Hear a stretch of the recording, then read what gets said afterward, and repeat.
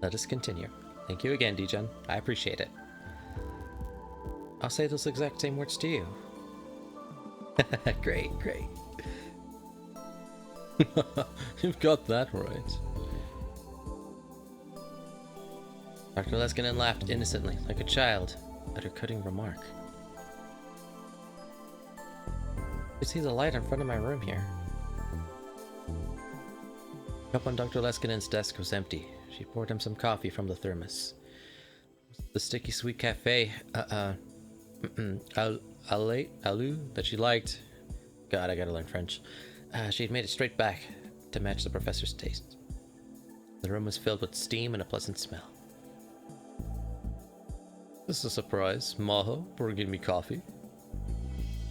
That bad, am I? But I thought you hated this sort of thing. As I recall, it was the first day you came to this lab. Mary was passing out morning coffee to everyone, and you refused. Do you remember what you said then?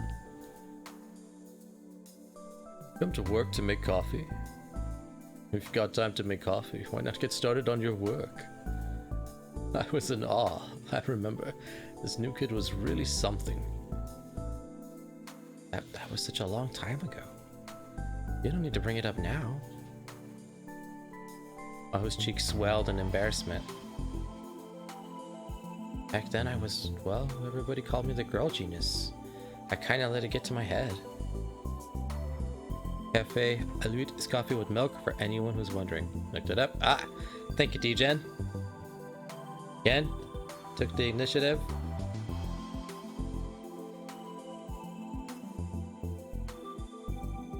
Another gold star.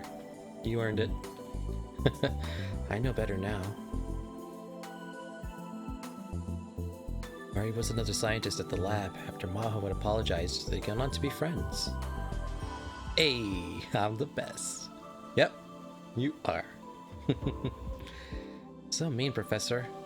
Never making you coffee again, okay? Just as she was thinking of taking the coffee she'd poured back. That's right, Professor. Don't be so mean to Maho.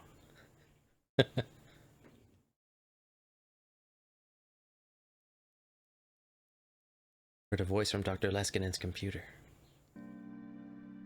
Oh, Kurisu? Yeah, it's me. I was just examining her program. Moved around to where she could see the monitor, and sure enough, the Kurisu CG model was displayed on it. Uh-oh. Good evening, Maho. I already see you working so late. Maho chuckled to herself. Kurisu was just a program running on a computer, but she still couldn't stop herself from saying things like that. After all the time they'd spent together, Kurisu was no different than a human to her. I'm not being mean to Maho. I was actually quite impressed with what she said to Mary. I thought that she was very logical, very cool-headed, and very entertaining. That's why I made her my assistant. Of course, I don't mind the new, nicer version of you. Leskinen gave her a wink as he reached for his coffee cup. Thanks, I'll have some. He drank his coffee, he grabbed the corners of his eyelids and gave them a little massage. He was acting cheerful, but evidently he was really tired. What are you doing with the program? Oh, you know, for the paper I'm writing. Mechanism Amadeus uses to lie? We could figure out this part of the program. We could learn more about how humans lie, you know. Women's lies sometimes hide important secrets. I can't say I approve of you trying to discover them. Bruce's expression was deadly serious. I'm not trying to discover your secrets. I just want to know the process involved in telling a lie.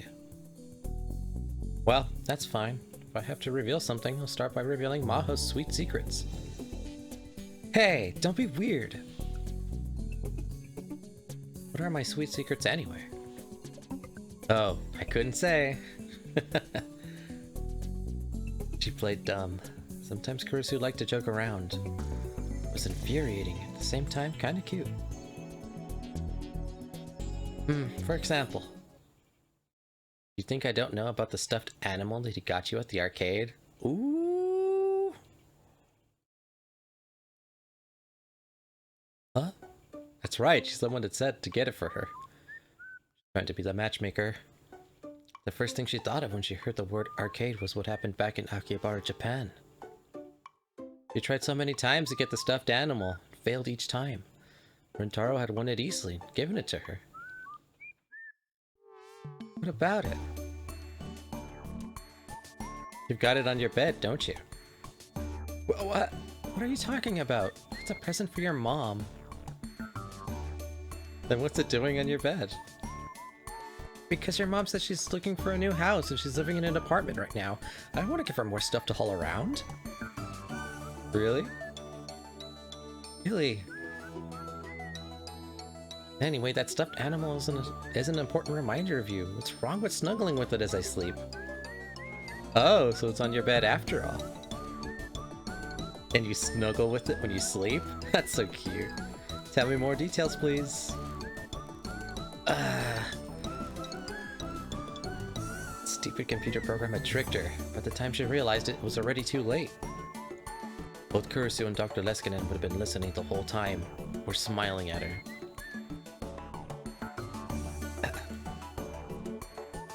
She glared at them, her cheeks flushed.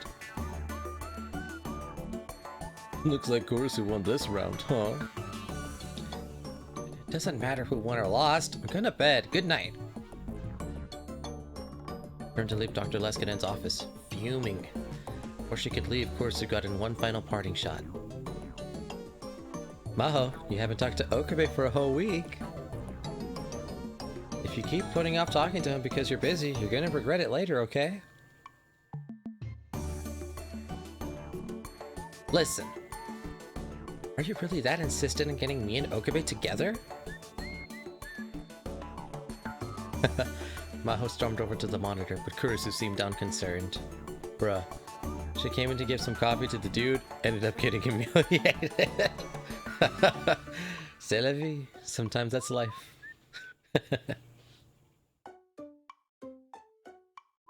Ever think about seeing him in person again? Nope. I see. That's a shame. For some reason, Dr. Leskinen shook his head sadly. I've got another joint project coming up in Japan, and I was thinking of getting in touch with Lentaho while I was there. I was wondering whether I should invite you. I guess not. Huh? You'd heard nothing about this. Most of the time, whenever the professor had a project coming up, she'd hear about it through the school's network ahead of time. You're going back to Japan? Yeah. Had to stop herself from immediately saying that she wanted to go too. If she did, Dr. Leskinen and Kurisu would make fun of her again. She didn't want to miss this chance.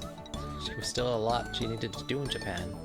More than anything, she wanted to talk to Rentaro in person, about the time machine, and about Kurisu. It definitely was not because she liked talking to him. Please take me too. In the end, she gave in. Oh, you finally become honest about your feelings. Let's come up with a plan to tell him how much you love him. Come on, guys. Maho started to get tired of dealing with him. Well, joking aside, I'm honestly not sure if I can take you or not. What do you mean? A lot happened to you in Japan, right? The brain science lab is very concerned. But that's not... And then there was what happened to Kurisu. The directors don't want to lose any more talented personnel. I'll be fine. I was fine last time, wasn't I? In other words, you want to go to Japan and see Lentaho that badly, huh? Do I need to talk to HR about sexual harassment? Oh, please don't do that.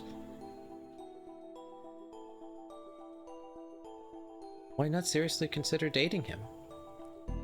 Possible he'll be coming here in the future, right? You should try to get your hooks in him while you can. Ooh. Stop sounding like a nosy ant. Alright, Maho, I understand. I'll talk to the directors, but just know that I can't guarantee anything. Right, thanks. Pretty serious, actually. Still saying that? Really felt like she was talking to Kurisu. The feeling was much stronger than when they'd first started on Amadeus. That reminded her of something she'd almost done many times but stopped. Why not tell Kurisu about the time machine? She didn't know if Kurisu had completed the time machine theory before her death, but if she had, some clues to it might be hidden in Kurisu's memories. Of course, she couldn't ask in front of Dr. Leskinen. She couldn't let others hear that she was making a time machine. The rest of the lab found out, they'd make fun of her for sure. It wasn't even her field of research to begin with. Okay, Professor. I'm going back to my room. Maho took her thermos and was about to leave the lab. Oh, wait a second. You haven't updated Maho's memory data at all lately, have you? Hmm?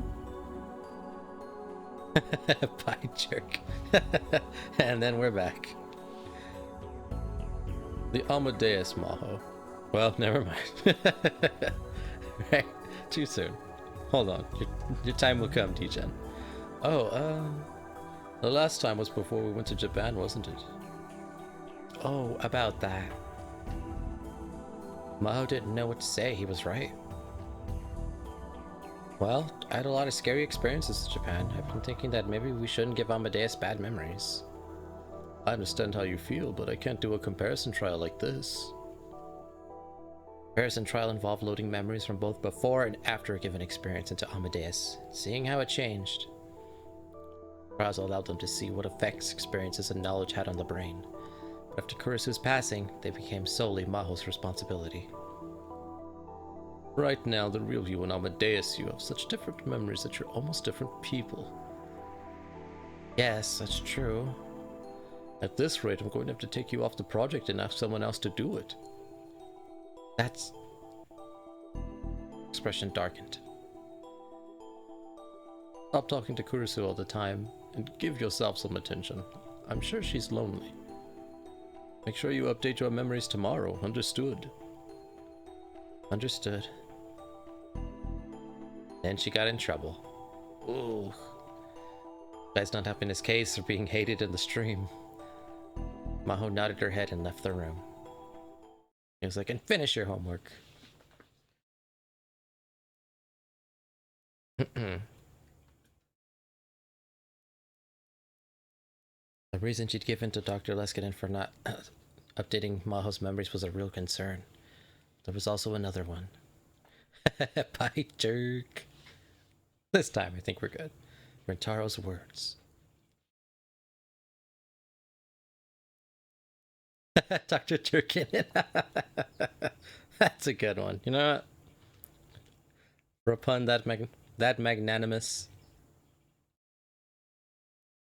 That's another gold star. That's at least 4 gold stars you've gotten this stream alone. Hey, the US military aren't involved in researching Amadeus, are they? Oh my god, you're too kind. You deserve it. Good actions get good rewards. Results? Good deed never goes unrewarded? Something like that.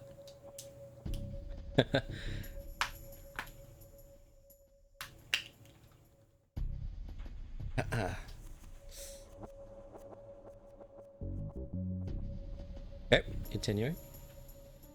Thank you. I will enjoy this delicious cookie. She had no proof. She couldn't get his words out of her mind. Some great power involved in the Amadeus research? Something so powerful it was outside even Dr. Leskinen's control? She updated her memory data. Maho would learn about Kurisu's laptop and hard disk. She trusted Amadeus, but that would mean whoever was secretly trying to use the project for their own ends would find out. It seemed silly, almost delusional, to be worried about something like that, but she couldn't get out of her mind ever since she'd come back to America. I really am overthinking it, though. Whispered to herself. Who's there? Someone there? She heard a woman's voice from down the dark hallway. Maho stopped dead in her tracks. The hallway lights flipped on, and she saw a group of men and women coming down the corridor that connected the building to the next one. The next building was a psychophysiology lab. Maho's brain science lab mostly investigated the workings of the brain itself. The psychophysiology lab, on the other hand, was more of a medical department that looked at how the workings of the brain affected mental states and mental illnesses. Excuse me? I'm Maho Yacho from Dr. Leskinen's lab. The man at the head of the group was someone she knew. It's Dr. Reyes, a scientist at the psychophysiology lab. Oh, she's bad. At least she was bad in other timelines. She's a bad lady. Bad lady. Just letting you know. She's a bad lady. She looks very nice though. Oh, it's you, Maho. Mr. Reyes, are you up working this late? You too? Yes, I suppose. We're both addicted to our work, aren't we? Judy Reyes' eyes narrowed beneath her glasses as she laughed. My thoughts exactly. Cute face. Evil personality. Where's Alexis? Still in his office? Skinny long neck though. Bad sign, right? I don't trust it. She seemed so very nice the first time I met her, and then bam, evil. Although, to be fair, that was a different timeline, so she could be nice, but with my memories, I don't trust her. Yeah, he's working on Amadeus. He really is dedicated. Sometimes I wonder if he doesn't think it's his own daughter. Are you going to see Dr. Leskinen at this hour? If it's an emergency meeting, I'll go too. No need for that. I'm having some trouble with my research. I want his help. I want it now. Wouldn't be anything you could do, really. Oh, don't take that the wrong way, but thanks. Reyes kept smiling as she walked past Maho towards the lab. The other scientist followed her. Problem with her research? What could it be? Took a closer look and saw that he didn't recognize one of the people in the group. It's hard to say why exactly she noticed him. He just didn't look like a scientist. Spend enough time doing a research, you start to get a feel for people who are in the same line of work. He had a totally different air about him. What was worse, he was behaving extremely rudely towards Dr. Reyes. Dr. Reyes? Dr. Reno? Dr. R. Or I don't know. Something that starts with an R. Next question. He was one of her staff. He wouldn't act like that. While everyone else was wearing white lab coats, he was wearing a freshly pressed suit. It just didn't feel right. She was about to head back to her room when... Oh, it's going down. It bothered her enough that she turned right back around and slightly crept back to Dr. Leskinen's lab. And we're back. The door was slightly ajar. She could hear voices inside. She knew it was wrong, but she decided to push her face up against the door to listen. Ooh. How long are you going to let him hang on to it? Valuable source of information. I'd hate to tip him off and have him destroy it. Either way, we're leaving for Japan this month. I plan on getting it back then. Can you explain why you've dragged your feet for 6 months over this? I have a feeling that they're still hiding something we don't know about yet. I tried to use Amadeus to get it out of him, but he's a very cautious boy. Orlin Tulho Okabe. Why not use your special treatment at Maho? I don't think she knows anything. Maho started to panic when she heard her name. Then, oh no, she realized she'd made a big mistake. She was so focused on listening to the conversation that she pressed her shoulder into the door. I called it. The jerk. The door to the lab wasn't very well built. Oh no, this is bad. There was a loud creak and everyone in the lab turned around. Who's there? Oh god, this is nerve-wracking. She knew she could probably run, but her body refused to move. Oh! She couldn't understand what she was hearing, and even after they found her, she still couldn't move. She couldn't believe it. She didn't want to believe it. This was worse than being in a thriller, she thought. Oh, I know. Oh god. Bad things. The other scientists who were with Dr. Reyes grabbed her arms tightly and dragged her into the room. Professor, what were you just talking about? Leskinan looked a little sad as he walked over to her. His huge body leaned forward and peered into her face. Oh dear, you heard, did you? Well, it's good timing. Maho, remember that Japan trip we were just talking about? You're going to come with me after all. I hated how he came closer. Oh god. She didn't know what he meant. Weren't the directors opposed to it? Something Dr. Leskinan could decide on his own? It was good timing. Confused, she glanced over at the computer screen, but Kurusu was no longer there. The one thing she knew was Okubi's words weren't the ramblings of a conspiracy theorist after all.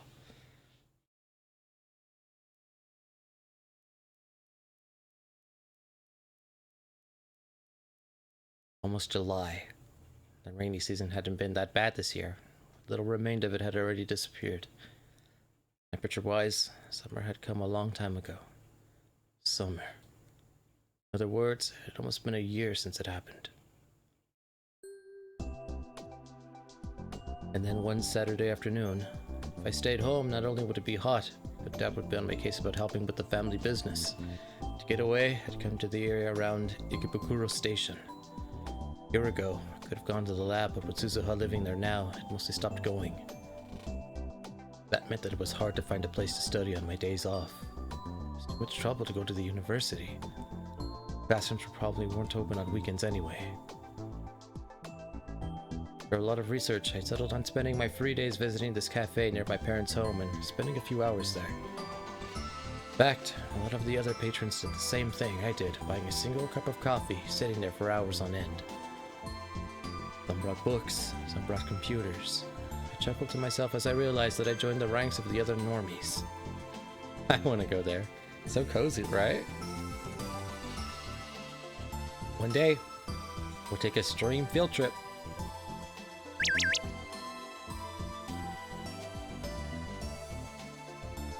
Toot-a-doo! Where are you now? Coffee emote. What? Oh, I just went to your place and you weren't home. You did? Did my dad, make a nuisance of himself again? It's okay. He gave me some barley tea. I have to go shopping. Will you come with me? Okay. I love that emote. Yeah! Ferris. Okay. Well, they went to my house. My family's business was called Okabe Green Grocer. It was a beat-up old store located in the run-down shopping street. The place was almost 40 years old. I really wanted them to rebuild it. Whew. My mind has wandered. I'll be here in less than 15 minutes, so maybe it was time to call it a day. Worked pretty hard during the morning. It wasn't too bad. I was a little surprised at how hard I'd been working lately. I feel having a goal gave me energy. I needed to get to Victor Condrea University as soon as I could. Victor Condrea University. I was still testing Amadeus, had kept in touch with Maho via email and online chat. She must have been working hard because she was always sleepy.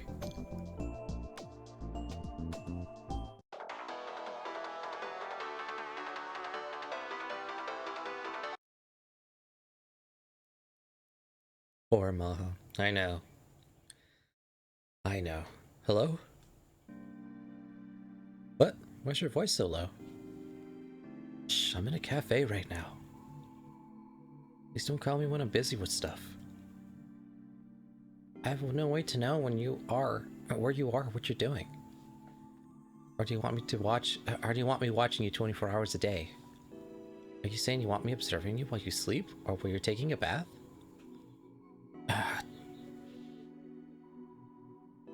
You're quite the pervert, aren't you? I'm sorry. If you don't want to talk to me when I call you, just don't pick up. I won't get mad about something like that. That's true. Well, it looks like you're busy now, so I'll do what you want. Hang up. You're right, it's probably pretty weird for the rest of the cafe to see you talking to a 3D model of a girl on your phone. Come on. I'm kidding. You always take the time to talk to me, and well, I'm grateful. How about that some other time? I'm hanging up. I'm sorry, she literally mentioned watching him in his bath, and he's the pervert. Right? Double standard. Double standard.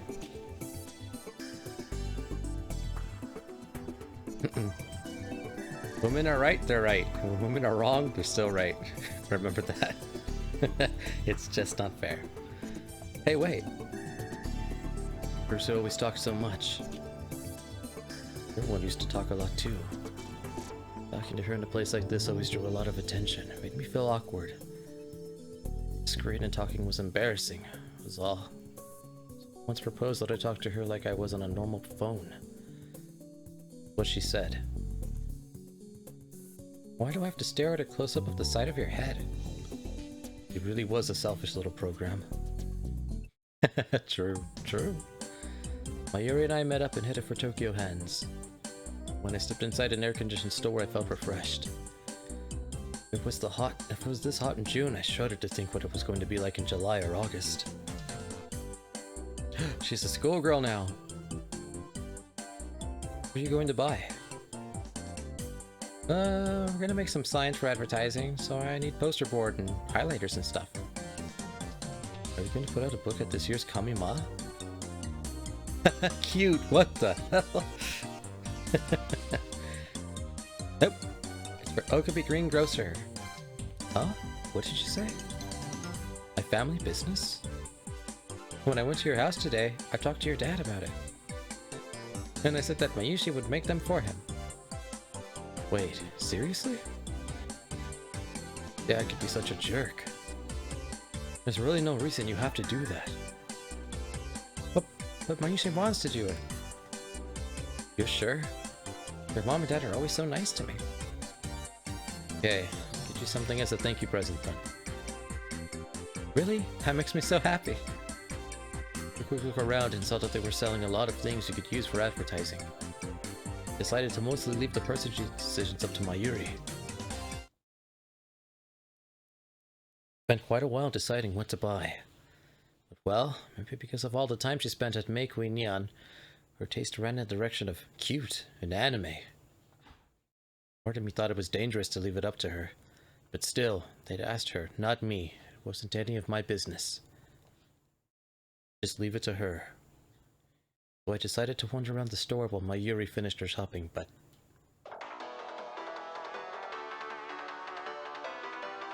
To your best directions. Cute in anime.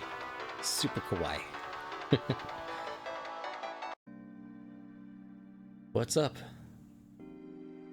Are you out shopping? Yeah, with Mayuri. Oh, a date? Mainstream woman. I told you to stop calling me that. And stop assuming everything is about romance. Right, alright, fine. But isn't Mayuri cute? She's a pervert. I'm calling it. You're lucky to have such a cutie as your childhood friend. You're right. Maho doesn't stand a chance at this rate. Not as cute. She's not as young. She's shorter. Her boobs are just hopeless. I feel so bad for her. Say that in front of Maho, she'll delete your program. You know, you actually haven't introduced me to Mayuri. I called it. You got quite a few friends, but you've never told any of them about me. It's a secrecy thing. I'm not supposed to tell people about you. Is that really all it is? I actually don't want people seeing me talk to you, do you? Not true. If you really want me to introduce you, I'll get permission from Maho. Start by introducing you to Daru, the man I trust the most. Just love to talk to you. He'll stare at me with his filthy eyes, constantly panting after me 24 hours a day, right? Perverts scare me. Kurusu went pale and started to shake. Oh god, just the thought of Daru. But Daru is the gentleman's pervert. Bruh, she's literally... Ugh. I told Kurusu all kinds of things about what kind of person Daru was. She could easily imagine what would happen if she ever fell into his clutches. Never mind. You don't have to introduce me to anyone. I'll just keep telling myself that I'm lucky to have you to talk to. Oh, Karin! Mayuri walked over, carrying a shopping basket. Huh? Who were you talking to? Oh, I looked down at my phone. Kurusu had disappeared and my smartphone was back at its home screen. Evidently, Kurusu had hung up. Another student from school. I see. I knew I didn't have to hide Kurusu, but at the same time, Mayuri was the one person I didn't want finding out. She knew that I'd failed to save Makase Kurusu last summer. Did you decide what you're going to buy? Oh yeah, what do you think about this? The basket was filled with heart and star-shaped cardstock. This didn't really go with our store's look. I decided when I started. I was going to let Mayuri make the decisions. Dad might complain later, but I didn't care. The one who asked Mayuri for help, not me. So I went over to the register. Since it was a Saturday, the checkout area was overflowing with shopping carts. It was going to take a while. I sent Mayuri to browse the toy section on another floor. I knew they'd have some stuff from one of her favorite shows, Rainit Kaikeru. Yuri looked apologetic. Did what I told her to do. In the end, I waited a whole 15 minutes at the register. An apology, I decided to get the present I'd promised her. She seemed really happy as she stared at the keychain. Oh, that's the keychain she gives her daughter in the future. I give it to her? Wow. Time travel. It was Upa, the mascot character from Rainit Kaguru series. I told her when she went over to the toy section she could pick out anything she wanted. This is what she chose. I'm pretty happy about that, given how many Upas you already have. That's a regular green Upa, right? Not the rare one? Rare one? You mean the metal Upa? The most popular and rarest of the Upas was the shiny silver metal Upa. For example, whenever there was a lottery for rare Rainit Kaikeru stuff at the convenience stores, the top prize was always a metal Upa. That's... Is it not blue? It's like a turquoise.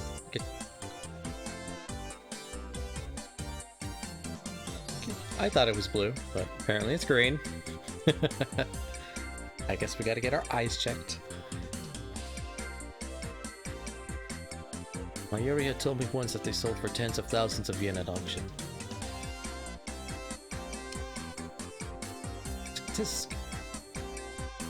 For some reason Mayuri was wagging her finger at me. Colorblind gang. Oh yeah. For life. Nope. This is a green Upa, but it's not a regular one. This is the green fairy Upa that was in the movie they just released. Come to think of it, there'd been a Rainit Kaikeru movie out in spring. Had Mayuri sat in a theater full of little kids to watch it? Green fairy. Is it okay if I spoil the movie? Go ahead, I'm not gonna see it. This movie is about a fight with an evil super hacker in the virtual world. The virtual world is a forest where the fairies live.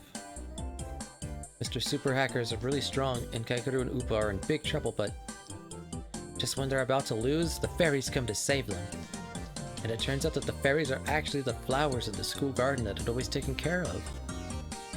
They came all the way to the virtual world to save Kakeru, and then there was this big shiny light, and then they combined with Upa. Lame. And that's Green Fairy Upa. He's really cute and really strong. Aw, it's okay. She likes it. That's fine with me.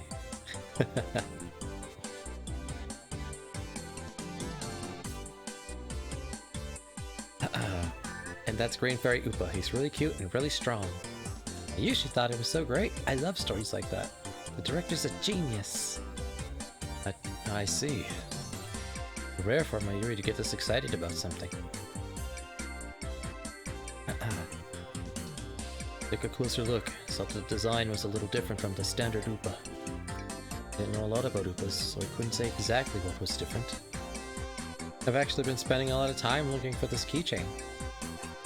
Really popular, so it's sold out everywhere. I never would have thought Hands-On would have had one. Pretty lucky, huh? Yep, that was the last one. I'm glad it came today. I need to thank you and your dad. We took the tag off the keychain, got her house key out of her bag, carefully attached it. Hey, Okarin, Maishi will treasure this forever and ever and ever. Yeah, please do. Pray you don't lose it in 5 minutes after you get it. It happened before, after all. It did. The first day of the first Steins Gate, she lost it. Like the metal Upa I'd won for her at the radio building. Mayuri had lost it no more than 5 minutes after I gave it to her. Oh my god, cute. That's why we got the emote. Wondered if she ever had found it. I didn't really want to remember that time in my life, so my memory of what happened to the metal Upa was vague.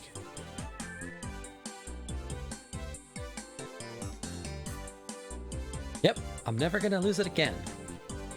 Two of us started to head back. I'm gonna work hard and make the ads for your shop, okay? Oh yeah, you've still got that to do. I've been thinking the job was done once we got the materials. The real work actually began now. Did I help too? No, I'm fine. Believe in my Yushi. I'm a little worried. Do you try to buy heart-shaped cardstock? It's fine. Well, nice of you to make them at all, so I won't complain. Oh, I need to call Mom. I'll tell her that I'll be home for dinner. Why not eat at my place? I'm sure either Mom or Dad will try to get you to stay anyway. I don't know. Are we to stay at home the rest of today? Won't go to any singles parties? I haven't been to any lately. Last fall was when I've been trying to become a normal college kid. Force myself to go to as many as possible. Lately I've been so busy with my studies that I hadn't had a chance. See, then maybe I will. Mayuri took out her phone, started to type something when her expression suddenly darkened. She stopped moving. Uh-oh. What's wrong? I just got a message from Kaede. I didn't notice it. What should I do, Okarin? She seemed like she was on the verge of tears. Something happened? Hey, Okarin. Before that, Fubuki's not sick, right? Fubuki? You mean Nakase, not Kuroshima, right? Yeah, is that true? She's really not sick? Yeah, I don't think so. But... Give me her phone. Oh no. Fubuki's back in the hospital. I'm on my way. Here's the location. Back in the hospital? I couldn't believe what I was seeing on the screen. Fubuki was at a different location than before. This time it was at the AH Tokyo General Hospital, high-tech medical center in, Yoyoiki. It was supposedly one of Japan's most advanced hospitals. According to what I read on the internet, patients with the new encephalitis that everyone was talking about were being gathered here for special treatment. There were lots of really bad urban legends about the place. I was a bit worried about what kind of horror show I'd find there. Of course, when we arrived, it was nothing like that. It was very clean and decorated like a luxury hotel. Mayuri, Okarin. This way. Kaede and Yuki waved to us as we entered the lobby. He had gotten a massage from Kaede as well. Message from Kaede as well. Had evidently come right over. Where's Fubuki? He's fine. He gave Mayuri a soft hug and a smile. Kaede bowed her head apologetically. Sorry to scare you. I was kind of in a hurry myself. I should have checked more carefully before I messaged you. What do you mean? How's Nakase doing? I just met her mom in the hospital room. It doesn't look like her illness is getting any worse. They just brought her here for more examinations or something? Yes, that's what they said, so there's nothing to worry about. Oh, I'm so glad. Mayuri looked extremely relieved as Yuki continued to hug her. If I remembered right, the last time they examined her, they said it was possible she had the disease. As long as it didn't get worse, it wouldn't affect her daily life. They just told her to come back for regular checkups. The new encephalitis had arrived in Japan over 6 months ago, but the number of patients was still increasing. Fortunately, there hadn't been a single casualty yet.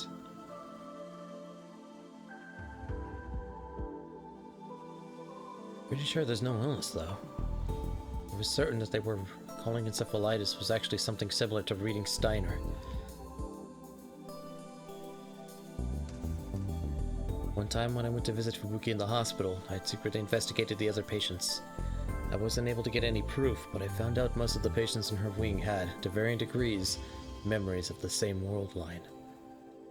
Many people had memories of Japan at war.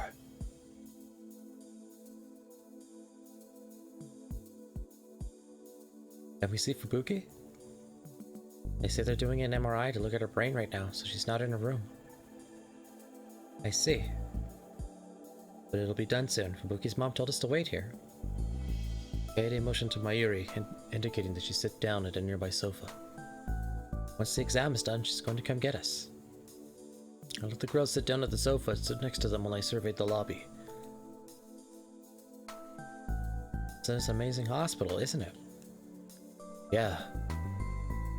Is his family really rich or something? If she's staying in a place like this. No, that's not it. Fubuki's mom says that the Japanese and American governments are paying for a new treatment project. It's going to be centered around this lab in a dedicated hospital in America, supposedly. Let's see. I'm sure how I felt about that. I was right about what the disease really was. It was hard to imagine a bigger waste of money. Please give all the patients private rooms. Try to keep the rooms as far apart from one another as possible to ensure the patients don't come into contact.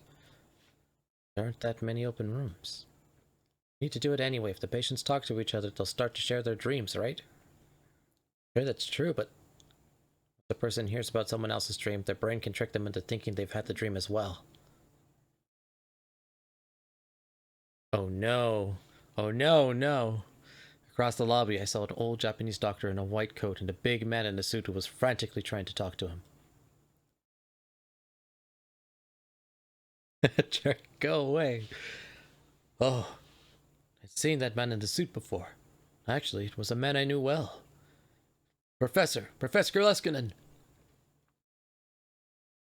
I hurried over.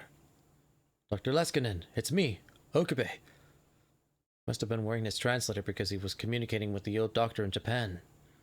Or Japanese. Dr. Leskinen's face quickly broke into a smile when he saw me. Oh, Lintalho. Hate him, hate him, hate him. His voice was so loud that everyone in the lobby, doctors, nurses, staff, even the patients turned to look at me. Dr. Leskinen didn't seem to notice them as he ran over. He was like a giant American football player racing for a touchdown. Oh, wait, Professor, stop! Stop, stop! My cries went unheard as Dr. Leskinen tackled me and then pulled me up.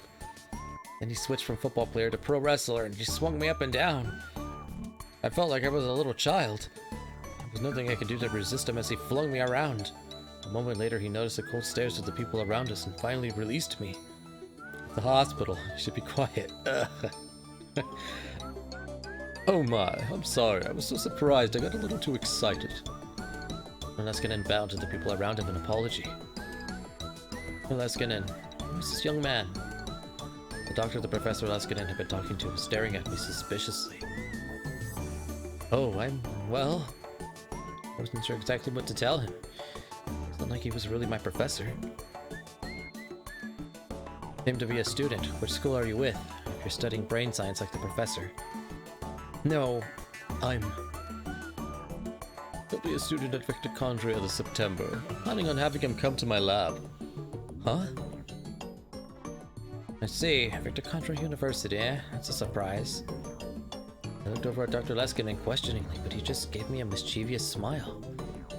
This guy really was such a kid. Very rare for a Japanese student to be able to go to there. I'm impressed. Thanks. When the doctor left, I sighed loudly enough for the Professor Leskinen to hear me. He really was such a jerk. We still don't know what happened to Maho, though. He could be an even bigger jerk, depending on what happens. Who was that guy? The director of this hospital. The director? Just told a lie to someone that important? Oh, did I lie? I said you'd be a student starting in September, but I didn't mean this September. Oh, what? Do you think you don't have what it takes to make it to my school in the end? That's a little unfortunate, but... I hope he didn't do the treatment. Oh, I do too. That's very bad for her. The treatment is destroying her memories and implanting new ones. Basically turning her into a super soldier. Or a zombie. Really was like a little kid. Completely shameless. Still, it was hard to hate him. Surprised though, I had no idea you were in Japan. Oh god, I know. I really hope that doesn't happen. I've grown quite attached to Maho this entire story. It's been 5 months since I'd seen him off at Narita. Maho's here too. Oh wait. Really? Didn't say a word about it. I talked to her often via email and video chat, mostly about Amadeus' testing. She hadn't said a word about coming to Japan. I hadn't heard anything about it from Kursu either. We're back at the same office at Baku City. Come by anytime you like and bring Kurisu. Told him to find us a different place after we got robbed last time, but... Leskinen looked up toward the ceiling and shrugged. I feel like that place had security issues. Are you not feeling well, Intal? Did you come here for treatment? Oh, no, I'm here to visit a friend. Oh, I see. That's good. Well, it's not good for your friend. I'm sorry. Oh, no. What are you doing at a Japanese hospital? Uh-oh, serious face. Dr. Leskinen brought his face close to mine and whispered, so that the people around us couldn't hear him. Heard about the new encephalitis cases, right? The American government asked our psychophysiological lab to look into it. They've hit a roadblock. The university ordered me to help with the investigation. I see, so you're helping with the new encephalitis cases. The word I didn't expect to hear. Explained that my friend was here because they thought she might have the disease. Is your friend named Nagase Katsumi, perhaps? Oh, yeah.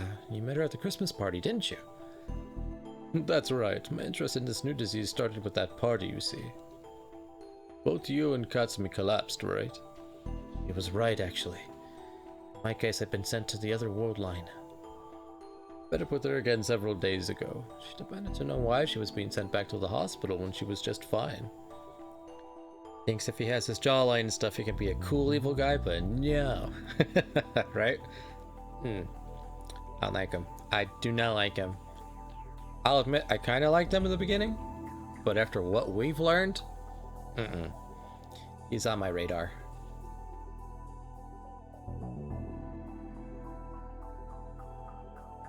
I see.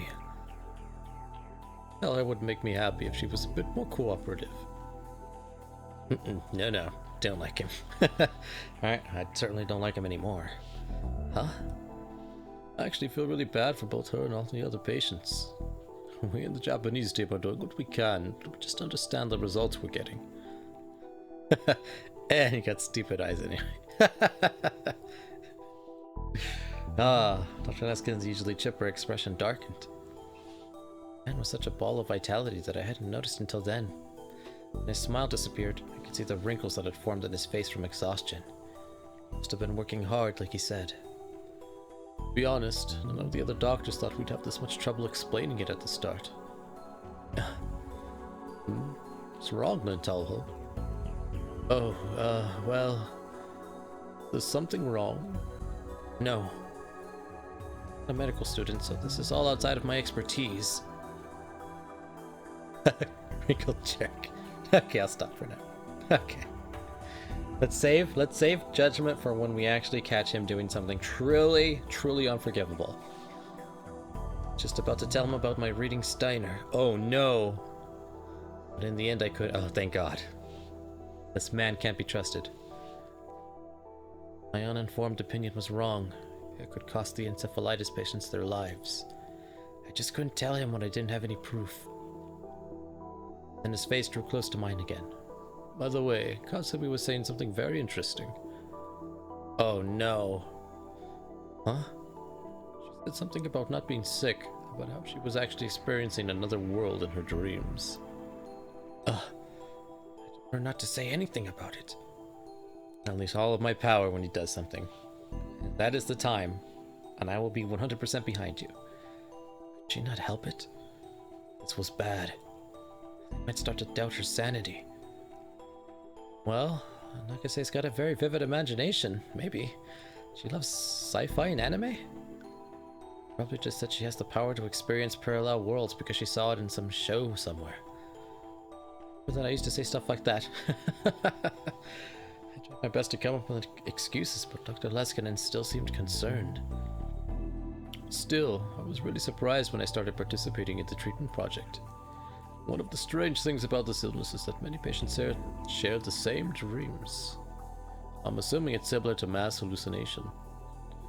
You think, I've never seen this before from a brain science perspective. I just don't have an answer right now. To be honest, unscientific is the word that seems to be best fit, like parallel worlds or memories of a past life, you know. I see. If you talk to Katsumi too. Some things you can say to a doctor, but that you'll tell your friends. Sure, and I'll ask her, I guess. Dolan Talho, that aside, I have a question for you. Leskinen was looking over my shoulder.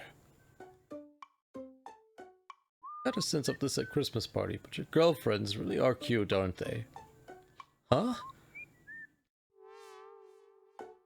Turned around and saw that Mayuri, Kaede, and Yuki had all stood up from the sofa and were looking at me. Saw Dr. Leskinen was looking at them. They waved. So are any of these girls involved with you right now? Yuki, Kaede, Mayuri, Luca, or maybe Katsumi? What? He thinks I have a harem. What? Words were so surprising I couldn't think of anything to say. Maho would often call this middle-aged man a mischievous boy. That was exactly the look he had in his face. No, I won't force you to tell me. I don't want to pry into your private life. But well, I'd hoped you'd have something to tell my favorite student. Leskinen turned to walk away before I could figure out what he meant. Alright, Lintalho, I've got to talk to the director a little more, so I'll be going. I'm not even Polly. I'd love to go around to all those girls and give them a hug too, but I'll save that for next time. Tell them I said hello. No, he's gonna give him an evil hug. Oh, sure. Yuri and the others came over to me as I watched him go. Is that Dr. Leskinen? Yeah, I knew I'd seen him somewhere before. Thought he'd come back to America. Don't come closer, jerk. Okari? There's no way I could tell the girls what Dr. Leskinen and I were just talking about. Fubuki's exam was over, we went to her room and listened to her complain, and then the visit was over. Just like Dr. Leskinen had said, she looked just fine. She told us she was ready to leave the hospital and jog all the way home. Her and the others were relieved, but I felt worried. To talk to Dr. Leskinen about reading Steiner after all? How would I explain it? It might be a better idea to talk to Maho and have her explain it to him. Couldn't come to an answer right away.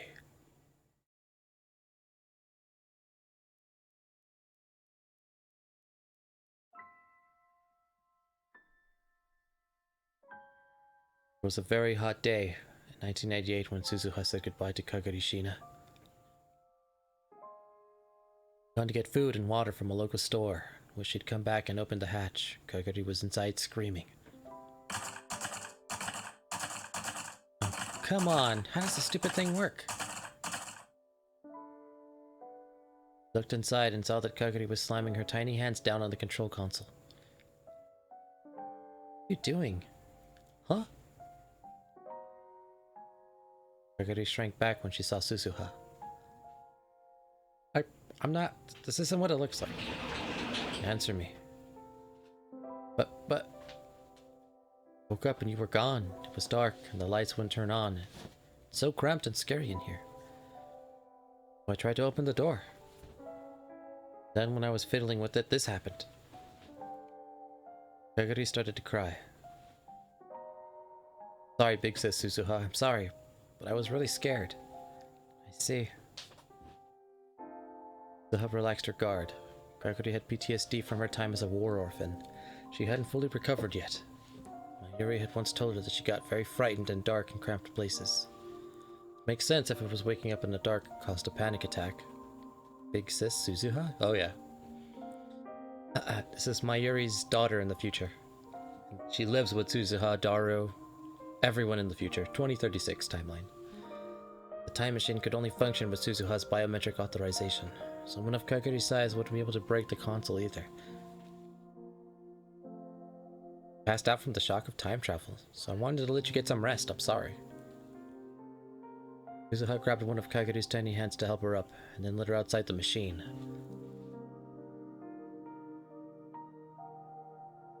Wow, it's so hot. Kagari promised me that you won't touch the switches on the control console no matter what, okay? Oh, okay. Going to get started. You go and rest. Have some food and water if you want. Suzuha handed Kagari the provisions she'd brought, then went inside and poked her head into the cargo space under the control console. She connected the IBN 5100 stored there to a portable terminal she'd brought from the future.